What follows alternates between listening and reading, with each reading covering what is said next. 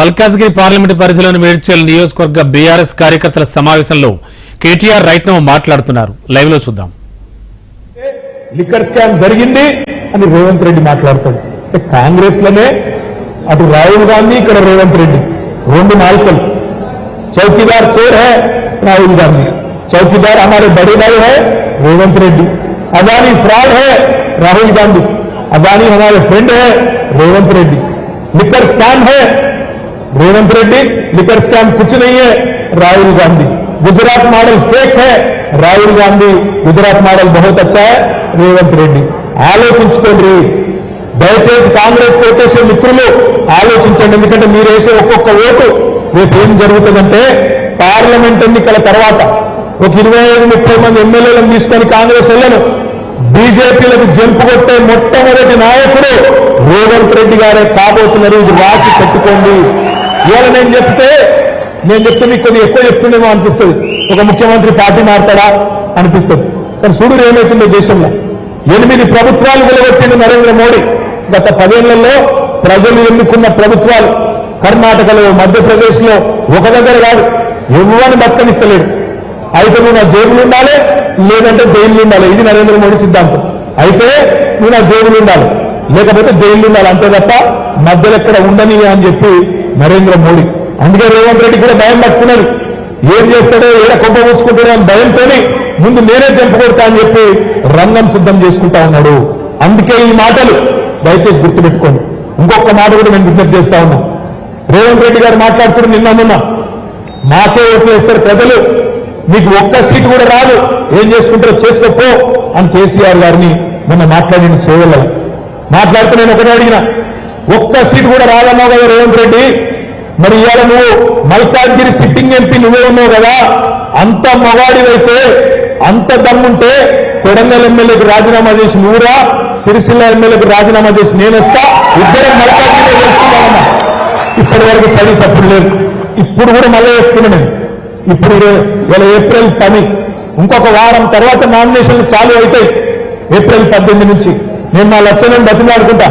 లచ్చనానికి ticket ఇచ్చిండు sir, కానీ డబ్బన రేవంత్ రెడ్డికి వస్తే నేనే దిగుతా మన పార్టీ నుంచి, తప్పకుండా మీ అందరూ ఆశీర్వాదంతో చూసుకుందాం. ఆయనకు ఆ దమ్ముందా లేదా చూసుకుందాం. ఇది పెద్ద మాటలు మాట్లాడుతున్నాడు. ఇందిరమ్మ ఇల్లు ఉన్న వాళ్ళందరూ మాకేంటి, మిగతా వాళ్ళందరూ డబుల్ బెడ్రూమ్లు వచ్చిన వాళ్ళు కేసీఆర్కి ఏంటని మాట్లాడుతున్నారు. మరి నేను కూడా అంటున్నా, 2 లక్షల రుణమాఫీ పొందిన వాళ్ళంతా కాంగ్రెస్ చేయండి, 2 లక్షల రుణమాఫీ పొందిన వాళ్ళు కాంగ్రెస్ చేయండి, మిగతా రైతులు మాకేయండి. 15,000 ఇస్తామో కదా రేవంత్ రెడ్డి, రైతు భరోసా అన్నో కదా, 15,000 వచ్చిన వాళ్ళందరూ కాంగ్రెస్ చేయండి, 10,000 వచ్చిన వాళ్ళందరూ బీఆర్ఎస్ పార్టీ చేయండి. 4,000 పెన్షన్ ఉన్నావు కదా, 4,000 పెన్షన్ వచ్చిన వాళ్ళందరూ కాంగ్రెస్ కోటేయండి, 2,000 వచ్చిన వాళ్ళందరూ బీఆర్ఎస్ పార్టీ కోటేయండి. ఆలోచించండి, ఆగం కాకండి. బీజేపీ పార్టీ ఇక్కడ ఈటెల రాజేందర్ గారు హుజూరాబాద్ లో ఓడిపోయిండు, గజ్వేల్లో ఓడిపోయిండు, ఇలా తీసుకొచ్చి మల్కాజ్గిరి నిలబెట్టింది. ఇక్కడ నిజంగా చెప్పాలంటే కాంగ్రెస్ దమ్మి అభ్యర్థి మన పోటీ ఈటెల రాజేందర్ తో బీజేపీతో ఉన్నది. ఒక్క మాట దయచేసి ఆలోచించండి. రేపు తెల్లారి ఈటెల రాజేందర్ గారు పార్లమెంట్ ఎన్నికల తర్వాత ఓడిపోయిన తర్వాత ఇక్కడ ఉంటాడా, హుజూరాబాద్ పోతాడా? ఇక్కడ ఉంటాడా, హుజూరాబాద్ పోతాడా? మళ్ళా మరి అట్లాంటి నాయకులు మనకు అవసరమా? సునీతా మహేందర్ రెడ్డి ఓడిపోయిన తర్వాత ఇక్కడ ఉంటుందా, మళ్ళీ తాండూరు పోతుందా? మళ్ళీ తాండూరు పోతుంది. ఒకళ్ళేమో హుజూరాబాద్ పోతారు ఓడిపోయినాక, ఇంకోళ్ళేమో తాండూరు పోతారు.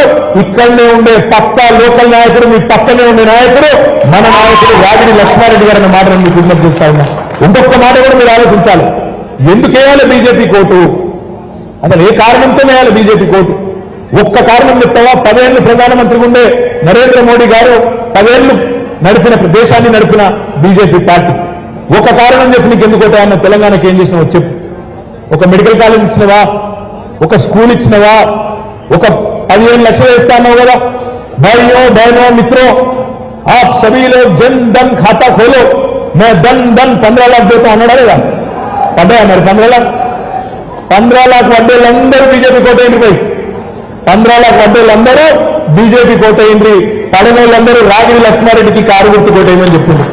ఒక్క పని చేయలే 10 ఏళ్ల తెలంగాణ. ఒక్క విశ్వవిద్యాలయం ఇయ్యలే, ఒక్క విద్యాలయం ఇయ్యలే, ఒక్కటంటే ఒక్క పని చేయని బీజేపీ, ఇంకా మీదికెళ్ళి కొంపలు ఉంచుకున్న బీజేపీ. మా ఆడబిడ్డలు ఆలోచించాలా, ఇవాళ అన్ని పిరమైనవి, పప్పు పిరమైంది, ఉప్పు పిరమైంది, నూనె పిరమైంది, చింతపండు పిరమైంది. 400 రూపాయలున్న సిలిండర్ ఇవాళ 1200 రూపాయలైంది. ఎందుకు పిరమైంది? ఒకటే ఒక కారణం. ఆనాడు 70 రూపాయలున్న పెట్రోలు ఇవాళ 110 రూపాయలైంది. 60 రూపాయలున్న డీజిల్ ఇవాళ దగ్గర 100 రూపాయలైంది. 40 రూపాయలు పెరిగింది. ప్రపంచంలో క్రూడ్ ఆయిల్ ధర పెరగలే, ఇంకా తగ్గింది. క్రూడ్ ఆయిల్ ధరనేమో తగ్గింది మోడీ ప్రధానమంత్రి అయినాక, కానీ పెట్రోల్ రేటు పెరిగింది, డీజిల్ రేటు పెరిగింది. దానివల్ల సరుకుల రవాణా ఖర్చులు పెరిగినాయి. దాంతో అన్ని పిరమైనవి. అందుకే ఇవాళ మా ఆడబిడ్డలు ఆలోచన చేయాలి. ఈ ప్రధానమంత్రి ప్రియమైన ప్రధానమంత్రి కాదు, పిరమైన ప్రధానమంత్రి. అన్ని పిరం చేసిన ప్రధానమంత్రి. ఆలోచించండి. జై శ్రీరామ్ అంటే ఏమన్నంటే గట్టిగా అడిగినామంటే ఏం చేసినా జై శ్రీరామ్ అంటే మనకు రామునితో పంచాయతీ లేదు.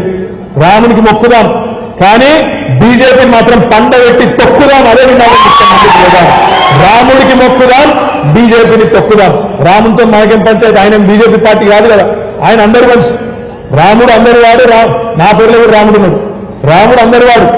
రాముడితో మనకు పంచాయతీ లేదు. రాముడేం బీజేపీ మనిషి కాదు. రాముడు అందరి వాడు, లోకప్రియుడు.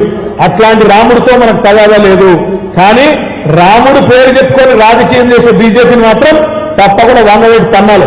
ఎట్లుంటుందంటే వర్షాకాలంలో మన ఇళ్లలో ఏమవుతుంది, సాయంత్రం రాగానే ఆ పురుగులన్నీ వస్తుంటాయి. వర్షాకాలంలో ఆ ఊసిళ్ళు అవన్నీ వస్తాయి. అవి రాగానే వాటి నిమిత్తంగా ఎంత బల్లులు వస్తాయి.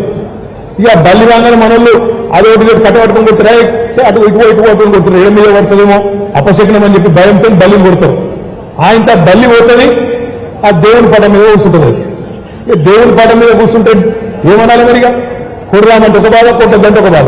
కొడితే దెబ్బని దేవునికి కలుగుతుందేమో, అదొక బాధ. ఇప్పుడు బీజేపీ పరిస్థితి కూడా గట్టిగా ఉన్నది. ఏంద్రా ఏం చేసినావు 10 ఏళ్ళు అంటే చెప్పడానికి ఏం లేదు. మేమేమే బెబ్బెబ్బే ఏమీ లేదు. రాజేందర్ గారు మాట్లాడతారు, ఆయనకట బాధ అవుతుందట. రైతుల రుణమాఫీ చేస్తలేదు రాష్ట్ర ప్రభుత్వం అని ఈటెల రాజేందర్ గారు బాధపడుతున్నారు. అన్న రాజేందర్ అన్న, గుర్తుపెట్టుకో, నీ ప్రభుత్వమే, నీ కేంద్ర ప్రభుత్వం, నీ నరేంద్ర మోడీ ప్రభుత్వమే 14.5 లక్షల కోట్ల రూపాయలు బడా బడా కార్పొరేట్ స్టేట్ల రుణాలు మాఫీ చేసిన బీజేపీ ప్రభుత్వం 1 రూపాయన రైతుల రుణమాఫీ చేసిందా? ఈ 10 ఏళ్లలో 1 రూపాయి చేసిందా? చెయ్యలే.